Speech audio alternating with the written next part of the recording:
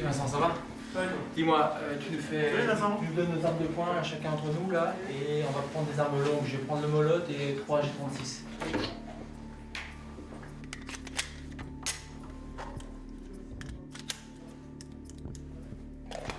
Merci, à tout à l'heure. Tout à l'heure. Merci.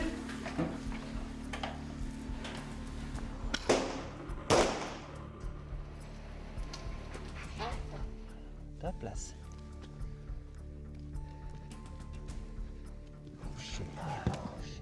Reste.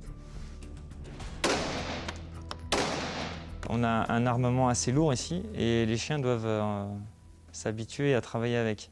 C'est à nous d'être très vigilants quant à la réaction du chien pour voir si on arrive à saturation. Parce que le chien n'ayant pas de protection additive, on risque de le casser, en fait, ni plus ni moins. Le résultat pourrait être que le chien ne supporterait plus du tout aucune détonation, ni une simple sortie d'arme, en fait. Tout ça, on doit pouvoir le déchiffrer sur sa façon d'être, sa façon d'évoluer et de se comporter, hein, c'est sûr. On habitue le chien à rester entre nos jambes. Ça a pour but de caler le chien sur le maître, tout en, je dirais, libérant entre guillemets la tension du maître. Ça me permet tout loisir pour sortir mon arme et éventuellement pouvoir engager ou surveiller une zone qui se paraîtrait dangereuse. Je peux évoluer sans les mains en fait, couché, avec mon chien, ta place.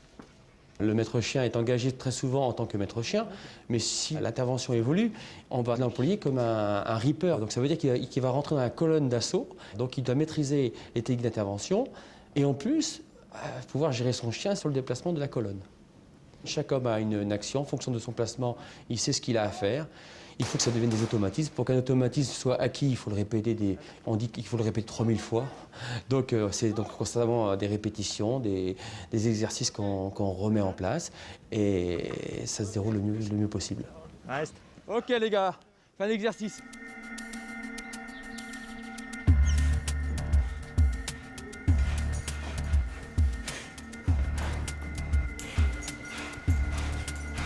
On va attaquer là, ok. Ça roule. On attaque là, on fait là et on inverse. Ok. Ça roule. Ouais. Tu dois intervenir, il y a un enfant qui est en danger.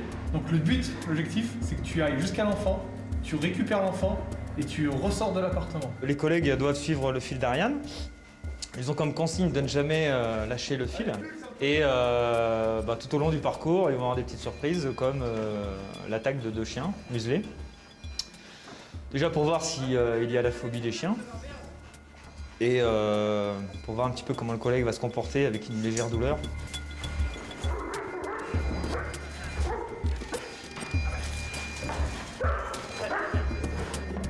La muselière que vous voyez sur le chien est renforcée par une plaque en acier qui se trouve juste devant.